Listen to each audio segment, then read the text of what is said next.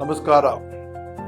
ನಾನು ನಿಮ್ಮ KNG ಸುರೇಶ್, ಮಾನವ ಹಕ್ಕುಗಳ ಸಂರಕ್ಷಣಾ ಸಂಸ್ಥೆ ರಾಜ್ಯಾಧ್ಯಕ್ಷರು ಹಾಗೂ ಜೊತೆಯಲ್ಲಿ ಪತ್ರಿಕೆ ಸಂಪಾದಕರು. ನಾನು ಈ ದಿನ ನಮ್ಮ ಭಾರತದ ಕಾರ್ಮಿಕರ ದಿನಾಚರಣೆಯನ್ನು ಅದ್ದೂರಿಯಾಗಿ ಮಾಡ್ತಾ ಇದ್ದೀವಿ. ಈ ಕಾರ್ಮಿಕರ ದಿನಾಚರಣೆ ಏನಕ್ಕೆ ಮಾಡಬೇಕು ಅಂತಂದ್ರೆ, ಇವತ್ತು ನಾವೊಂದು ಮನೆ ಕಟ್ಟಬೇಕಾದ್ರೆ ಕಾರ್ಮಿಕರು ಬೇಕು. ಇವತ್ತೊಂದು ನಮ್ಮ ನಗರ ಸ್ವಚ್ಛತೆ ಇರಬೇಕಾದ್ರೆ ಕಾರ್ಮಿಕರು ಬೇಕು, ಪೌರ ಕಾರ್ಮಿಕರು ಬೇಕು. ಮತ್ತೆ ನಾವು ಯಾವುದೇ ಒಂದು ಕಾರ್ಯಕ್ರಮ ಮತ್ತೆ ಯಾವುದೇ ಒಂದು ಕೆಲಸ ಮಾಡಬೇಕಾದ್ರೂ ನಮ್ಮ ಮನೆ ಆಗ್ಲಿ, ರಸ್ತೆ ಆಗ್ಲಿ, ನಮ್ಮ ದೇಶದ ಒಂದು ಬೆನ್ನೆಲುಬು ಕಾರ್ಮಿಕರೇ. ಕಾರ್ಮಿಕರಿಲ್ಲ ಅಂತಂದ್ರೆ ನಾವೇನು ಮಾಡೋದಕ್ಕಾಗಲ್ಲ. ಉದಾಹರಣೆಗೆ ಒಂದು ಹೋಟ್ಲು ತಗೊಳ್ಳಿ, ಅಲ್ಲಿ ಕಾರ್ಮಿಕರು ಇರಲೇಬೇಕು.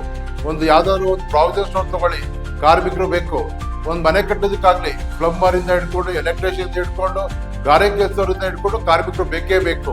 ಹಾಗಾಗಿ ಇವತ್ತು ಕಾರ್ಮಿಕರಿಲ್ಲ ಅಂತಂದ್ರೆ ನಮ್ಮ ಭಾರತ ದೇಶ, ನಮ್ಮ ರಾಜ್ಯದಲ್ಲಿ ಕಾರ್ಮಿಕರಿಲ್ಲದೆ ನಾವೇನು ಮಾಡೋದಕ್ಕಾಗಲ್ಲ. ನಮ್ಮ ಹತ್ರ ಎಷ್ಟೇ ಕೋಟಿ ರೂಪಾಯಿ ದುಡ್ಡಿದ್ರು ಸಹ ನಮ್ಮ ಸ್ವಚ್ಛತೆ ಕಾರ್ಯಕ್ರಮ ಆಗಿರ್ಬೋದು, ನಮ್ಮ ಪರಿಸರ ಆಗಿರ್ಬೋದು, ನಮ್ಮ ಮನೆ ಕಟ್ಟೋದಂತ ಆಗಿರ್ಬೋದು, ನಾವೇನೇ ಒಂದು ಕೆಲಸ ಕಾರ್ಯ ಮಾಡಬೇಕಾದ್ರೆ ಕಾರ್ಮಿಕರು ಬೇಕೇ ಬೇಕು.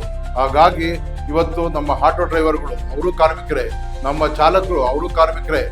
ಮತ್ತೆ ನಮ್ಮ ರಾಜ್ಯದಲ್ಲಿ ಪ್ರತಿಯೊಬ್ಬರು ಕಾರ್ಮಿಕರಿಲ್ಲ ಅಂತಂದ್ರೆ ನಮ್ಮ ದೇಶ, ರಾಜ್ಯ ಏನು ಮಾಡೋದಕ್ಕಾಗಲ್ಲ. ಹಾಗಾಗಿ ಕಾರ್ಮಿಕರನ್ನ ಗೌರವಿಸೋಣ. ಕಾರ್ಮಿಕರಿಗೆ ಇವತ್ತು ಕಾರ್ಮಿಕರ ದಿನಾಚರಣೆ ಇರೋದ್ರಿಂದ ಅವರೆಲ್ಲರಿಗೂ ತಮ್ಮ ಮಾನವ ಹಕ್ಕುಗಳ ಸಂರಕ್ಷಣಾ ಸಂಸ್ಥೆ ಹಾಗೂ ಜೊತೆಯಲ್ಲಿ ಪತ್ರಿಕೆ ವತಿಯಿಂದ ಎಲ್ಲ ಇಡೀ ರಾಜ್ಯ, ದೇಶದ ಎಲ್ಲ ಕಾರ್ಮಿಕರಿಗೂ ಮತ್ತೊಮ್ಮೆ ಮಗದೊಮ್ಮೆ ಅಂತಾರಾಷ್ಟ್ರೀಯ ಕಾರ್ಮಿಕರ ದಿನಾಚರಣೆಯ ಹಾರ್ದಿಕ ಶುಭಾಶಯಗಳು.